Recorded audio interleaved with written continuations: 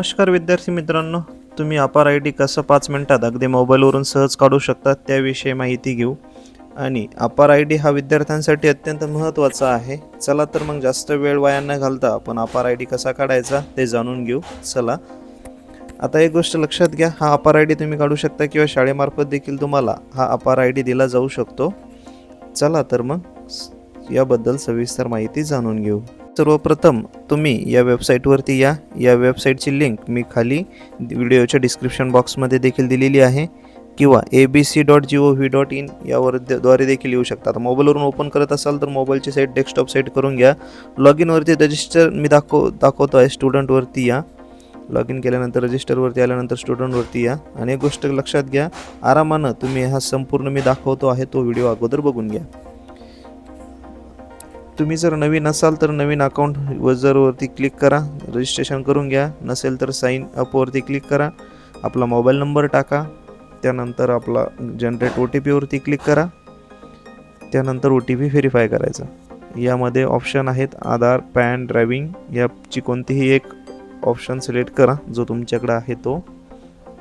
आता आपण आधार card select करू, ज्यामध्ये आधार नंबर एंटर करायचा आहे आणि आधारानुसारच तुमचं जे पूर्ण नाव आहे ते एंटर करायचं आहे. त्यानंतर तुमचं डेट ऑफ बर्थ एंटर करायचं आहे. जी माहिती आहे ती व्यवस्थित भरून घ्यायची आहे, मी दाखवतो आहे त्याप्रमाणे. तुमचं एक युजर नेम तयार करायचं आहे.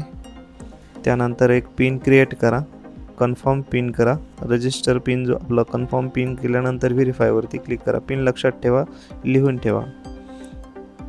व्हेरीफायवरती क्लिक केल्यानंतर आपण बघू शकता रिडायरेक्ट झालेलं आहे.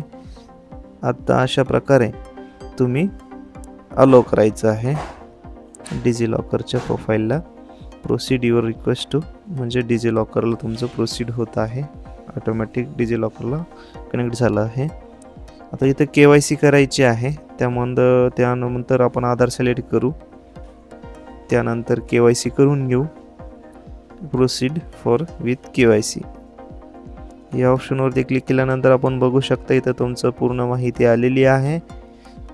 ही माहिती आता परत आपल्याला आधार नंबर एंटर करायचा. तुमचा आधार नंबर जो आहे तो तुम्ही टाकल्यानंतर व्हेरीफायवरती क्लिक करा. दाखवतो आहे हे बघा. यानंतर तुम्ही तुमचा OTP आधार रजिस्टर मोबाईल नंबरला जो OTP गेला आहे तो OTP इथे भरून घ्या. नंतर सबमिटवरती क्लिक करा. अशा प्रकारे बघू शकता आता समोर काय येते आहे. तर कंटिन्यूवरती क्लिक करा. अशा प्रकारे आता आयडेंटिटी टाईप विचारला आहे, ज्यामध्ये तुम्ही रोल नंबर, रजिस्टर किंवा तुमच्याकडे जे अवेलेबल आहे ते टाकू शकता, किंवा नन पण करू शकता. यापैकी कोणतंही नवीन ॲडमिशन घेतलेलं असेल तर न्यू ॲडमिशन करा आणि तुम्ही सिलेक्ट करू शकता तुमची युनिव्हर्सिटी वगैरे जी आहे ती माहिती सिलेक्ट करा. चला, रोल नंबरद्वारे देखील तुम्ही अपार आय डी काढू शकता. चला, युनिव्हर्सिटी सिलेक्ट करा आणि ॲडमिशनचं इयर सिलेक्ट करा आणि सबमिटवरती क्लिक करा. आता माहिती भरल्यानंतर सबमिटवरती क्लिक करा. क्लिक केल्यानंतर आपण बघू शकता सक्सेसफुली तुमचा अपार आय डी इथे जनरेट झालेला आहे. तुम्हाला जर याचा स्क्रीनशॉट काढायचा असेल तर स्क्रीनशॉट काढू शकता, किंवा गो टू डॅशबोर्डवरती क्लिक करा. अशा प्रकारे तुम्ही आता अकाउंटमध्ये लॉग इन झाल्यानंतर तुमचे क्रेडिट स्कोर दाखील ही तुमची प्रोफाईल आहे आणि ते तुमचं अपार आय डी दाखवलं आहे. अशा